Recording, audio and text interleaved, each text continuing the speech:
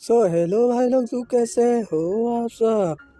Episode की शुरुआत बिल्कुल उसी सीन से होता है जहाँ लिन पे सोचता है मैंने तो उस मोरी रिफाइन गोल को एब्जॉर्ब कर लिया, अब मेरी स्वॉर्ड कैसे बनेगी। उसके बाद वहाँ सेन आ जाता है जो कि लिन पे से कहता है कि तुम्हें मास्टर लू ने बुलाया है।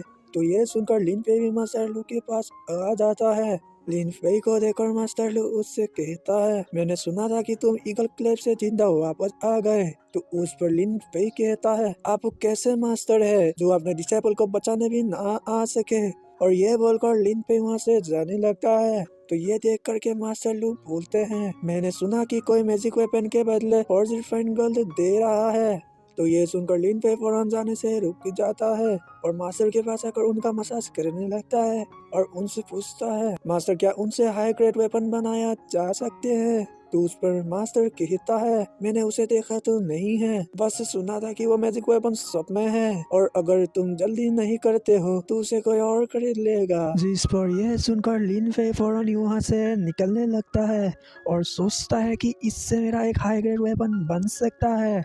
अब अगले सीन में हमें लिन फे एक मैजिक शॉप में दिखाया जाता है जहाँ वो जब अंदर जाता है तो वहाँ अंदर का सीन देखकर वो शॉक हो जाता है। उसके बाद वो वहाँ पर सोंगचान को भी देखता है और उसके पास जाकर उससे पूछता है तुम यहाँ पर क्या कर रहे हो। तो उस पर सोंगचान बताता है कि मेरा यहाँ पर ड्यूटी लगा हुआ है इसलिए मैं यहाँ पर हूँ। उसके बाद वो दोनों एक शॉपकीपर के पास जाते हैं जहाँ लिन फेई उस शॉपकीपर से एक फॉर्ज रिफाइंड गोल्ड मांगता है। तो उस पर शॉपकीपर एक मटेरियल को उसके सामने ले आता है जिसे देखकर लिन फेई बताता है कि ये तो ऑब्सिडियन रिफाइंड गोल्ड है और इससे हाई ग्रेड वेपन बनाया जा सकते हैं। तो उस पर शॉपकीपर लिन फेई को बताता है कि कुछ दिन पहले एक बंदा आया था जो इसे 500 स्पिरिट स्टोन में खरीद रहा था, पर इस मटेरियल का जो मालिक है उसने कहा है कि एक मैजिक वेपन जो इविल एनर्जी से लड़ सके उससे ही इसे एक्सचेंज करने को कहा है। उसके बाद वहाँ मिस्टर सी भी आ जाते हैं और शॉपकीपर से कहता है ये ऑब्सिडियन रिफाइंड गोल्ड जल्दी से मुझे पैक करके दे दो और इसके बदले 500 स्पिरिट स्टोन ले लो। तो उस पर शॉपकीपर कहता है मैंने आप सबको कहा था कि इसे सिर्फ मैजिक वेपन से ही खरीदा जा सकता है। वहीं लिन फेई मिस्टर सी को देखकर उससे कहता है मिस्टर सी आप फिर मिल गए, पर मिस्टर सी ये ऑब्सिडियन रिफाइंड गोल्ड मेरा है। तो उस पर मिस्टर सी बोलता है मैंने उसे पहले देखा था इसलिए वो मेरा है। जब तुम्हारा युवान पिग 10 साल पहले बैंकरप्ट हो गया था तो उस टाइम मेरे मोजान पिग ने तुम्हारे युवान पिग को स्वॉर्ड सप्लाई करता था जिससे तुम्हारा डिसेबल्स को स्वॉर्ड की कमी नहीं हुई थी और आप तो मुझसे ये ऑब्सिडियन रिफाइंड गोल्ड छीन रहे हो। वहीं वहाँ पर बाकी लोग ये देखकर कहने लगते हैं आखिर ये कौन है जो मोजान पिग के टॉप डिसेबल को गुस्सा दिला रहा है। फिर मिस्टर सी लिन फेई से बोलता है अगर तुम्हारे पास इतना ही पैसा है तो तुम उन सोर्स के पैसे मुझे दे दो। तो यह सुनकर सोंगचान बीच में आकर मिस्टर सी से बोलता है मिस्टर सी तुम कौन होते हो उन सोर्स के पैसे मांगने वाले। उस मेथड को तो सेक्ट मास्टर सी देखते हैं। तो उस पर उसे देखकर मिस्टर सी उससे कहता है हे लड़के आखिर तुम कौन हो।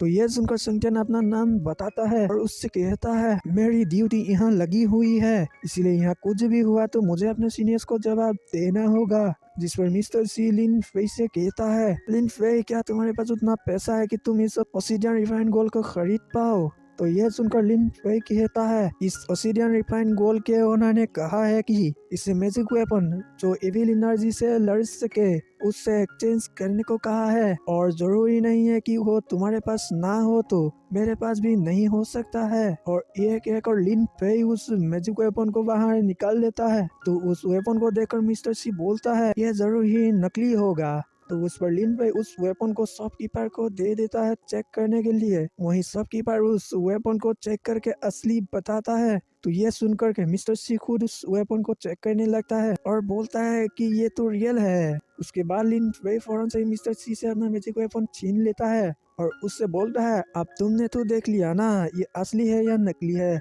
इसलिए अब यहाँ से दफा हो जाओ। तो ये सुनकर मिस्टर सी को बहुत ही गुस्सा आ जाता है और लिन फेई के ऊपर स्वॉर्ड पॉइंट कर देता है और उसके मास्टर के बारे में बुरा भला बोलने लगता है। वहीं अपने मास्टर के बारे में बुरा सुनकर लिन फेई को गुस्सा आ जाता है और उस पर आइस अटैक कर देता है, जिससे मिस्टर सी का स्वॉर्ड जम जाता है। तो ये देख कर के मिस्टर सी गुस्से से बोलता है, तुम्हारी इतनी हिम्मत, और ये कहकर मिस्टर सी लिन फेई पर स्वॉर्ड स्लैश अटैक से हमला कर देता है। वहीं लिन फेई भी उस पर स्लैश अटैक कर देता है, जहां उन दोनों के अटैक आपस में टकरा जाता है, मगर लिन फेई का अटैक मिस्टर सी के अटैक को खत्म करके मिस्टर सी को लग जाता है, जिससे मिस्टर सी का सोल्जर पूरी तरह से जमने लगता है, क्योंकि लिन फेई का स्लैश आइस एट्रीब्यूट वाली थी। उसके बाद हम देखते हैं वहाँ उस शॉप के हेड आ जाते हैं और उनका नाम कोंग फेंग होता है। वही लिन फेई हेड को देखकर उनसे कहता है, मुझे माफ कर दीजिए, मैंने यहाँ पर फाइट करके आपके शॉप का रूम तोड़ दिया है। लिन फेई को इतना फुल लाइट देखकर कोंग उससे कहते हैं, अरे कोई बात नहीं है और तुम बहुत ही टैलेंटेड हो। तो यह सुनकर लिन फेई खुश हो जाता है और उस मटेरियल को भी अपने वेपन के साथ एक्सचेंज करके वहाँ से चला जाता है। फिर हमें मिस्टर सी को दिखाया जाता है, जिसके पास हेड कोंग जाकर उससे बोलता है, सी तुम्हारे मोजाइक का हमारे सबसे अच्छा रिलेशन है और तुमने जो यहाँ हमारा नुकसान किया है उसका तुम्हें भरपाई करना ही होगा। जिसके बाद कोंग वहाँ हुए नुकसान को हिसाब करके मिस्टर सी को 1200 स्पिरिट स्टोन देने के लिए कहता है। तो 1200 स्पिरिट स्टोन का नाम सुनकर मिस्टर सी परेशान हो जाता है और मिस्टर कोंग से कहता है, मेरे पास अभी इतने स्पिरिट स्टोन तो नहीं है, मगर मैं कल आपके पास भिजवा दूंगा। फिर हमें वहाँ कुछ देर बाद दिखाया जाता है, जहाँ वो शॉपकीपर मिस्टर कोंग से कहता है, सीनियर कोंग, इसमें सारी गलती लिन फेई की थी, तो आपने उसे जाने क्यों दिया और मिस्टर सी को आपने पनिश कर दिया। तो उस पर मिस्टर कोंग बोलते हैं, तुमने देखा नहीं लिन फेई की एक ही अटैक से मिस्टर सी का क्या हालत हुआ था, और सच में वो बहुत ही टैलेंटेड है। जिसके बाद सीन चेंज होता है और हमें अगले दिन का सीन दिखाया जाता है, जहाँ लिन फेई मोजाइक पीक में आया था मास्टर वू से स्वॉर्ड रिफाइन करवाने। और दोस्तों इसी के साथ एपिसोड एंड होने लगता है।